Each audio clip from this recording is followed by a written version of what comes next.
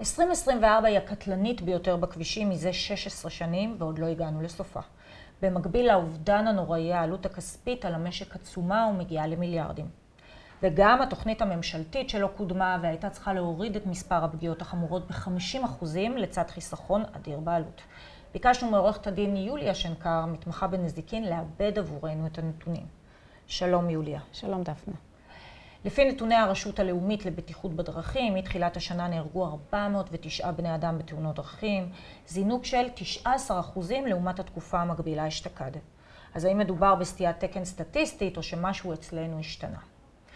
אז יוליה, באמת, מה גרם לעלייה הזו בנתונים? תראי, ישנם מספר פרמטרים שגורמים לעלייה בתאונות דרכים. קודם כל, האוכלוסייה הצעירה שמתבגרת ומתווספת לכבישים, גיל הרישיון נהיגה שבשנים האחרונות גם ירד מעט.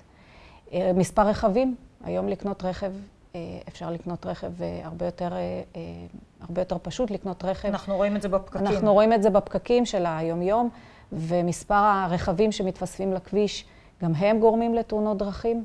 כמובן, גם המזג שלנו, שאנחנו היום נמצאים באיזשהו סטרס, הרבה מאוד אנשים נמצאים בלחץ נפשי, גם זה גורם לעלייה בתאונות דרכים, בין אם מדובר בתקופת קורונה שהייתה תקופה קשה, בין אם מדובר בתקופת מלחמה, אנחנו מדברים על עלייה במחירים, כל אלה גורמים גם הם לעלייה בתאונות דרכים. וכמובן, רכבים לא ממונעים, כל האופניים החשמליים למיניהם, קורקינטים חשמליים.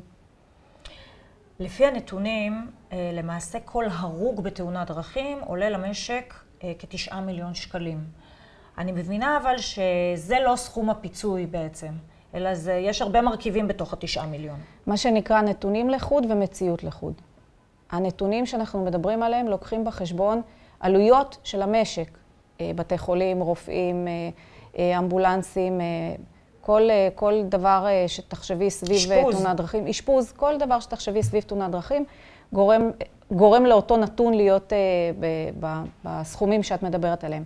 הפיצוי בסופו של דבר שמקבלת המשפחה של הרוג, הוא פיצוי שמורכב מכאב וסבל, מגילו של התובע, מגילו של ההרוג, סליחה, אם מדובר בהרוג שהוא בחור צעיר בתחילת דרכו, אם מדובר באישה שהיא כבר אימא ויש לה משפחה, מנתוני הסתכרות של אותו הרוג. זאת אומרת, כל מקרה בעצם לגופו, כל מקרה לגופו, וכמובן לא הסכום שאת נוקבת בו. כמובן יכול להיות פיצוי גם שהוא יותר מ9 מיליון, אבל כאמור, זה תלוי בנפגע שלנו, בנתונים של הנפגע, ולא רק בנתונים של הסטטיסטיקה, בדיוק. אני מבינה שהפגיעות בעצם בנפגעי תאונות דרכים שהם הולכי רגל, הן הרבה יותר משמעותיות. הן לא הרבה יותר משמעותיות, אבל הן מאוד משמעותיות. כי אם אנחנו מדברים על נפגע שהוא הולך רגל, אז אין לו את המנגנון של כריות אוויר, ואין לו איזושהי הגנה בתוך רכב. אבל אם ניקח לצורך הדוגמה רוכבי אופנועים, הפגיעות שלהם מאוד מאוד קשות. הרבה פעמים הרבה יותר קשות, אפילו מהולכי רגל. אז כמובן, שוב, כל גופו לעניין. כל נפגע והפיצוי שלו. כיצד בעצם מתנהל התהליך ואיך נקבע גובה הנזק? תראי, קודם אני אתחיל ואני אגיד שהיתרון הגדול של פיצויים בתאונות דרכים הוא שלא צריך להוכיח אחריות. נפצעת, נפגעת, אתה זכאי לקבל פיצוי ברוב רובם של המקרים. למעט נהגים שלא מבטחים את עצמם בביטוח חובה, וגם אז יש איזשהו מסלול שלפעמים כן אפשר לקבל פיצוי. שהמדינה נכנסת בעצם. לא המדינה, אלא אולי אפשר לתבוע בתביעת נזיקין, אבל זה לא השיחה בינינו, אז אנחנו נשאיר את זה כרגע בצד. אבל היתרון הגדול שלצורך הדוגמה הולך רגל שעובר שלא במעבר חצייה, ונפגע מרכב חולף. גם אם הוא בעצמו אשם בתאונה, הפיצוי שהוא מקבל בסופו של דבר לא לוקח בחשבון את האשם שלו בתאונה. וואו. ויש לזה יתרון מאוד מאוד גדול. זאת אומרת, אם הולך רגל עובר במעבר חצייה או שלא במעבר חצייה, הפיצוי והפגיעה שלו היא אותה פגיעה, הפיצוי יהיה זהה. הפיצוי יהיה זהה. אין משמעות לאשם שלו בתאונה. העניין הנוסף, והוא לא פחות חשוב. הפיצוי, מה ששאלת, הפיצוי מורכב, תמיד אני אומרת את אותו המשפט, הפיצוי מורכב זו נוסחה. מגילו של הנפגע, ממשכורתו של הנפגע, ומהנכות של הנפגע, ממה הוא סובל בסופו של דבר כתוצאה מהתאונה. אז ככל שהגיל צעיר יותר, המשכורת גבוהה יותר, והנכות גבוהה יותר, ככה הפיצוי גבוה יותר, וזה משתנה בהתאם כמובן לכל פגיעה וכו'.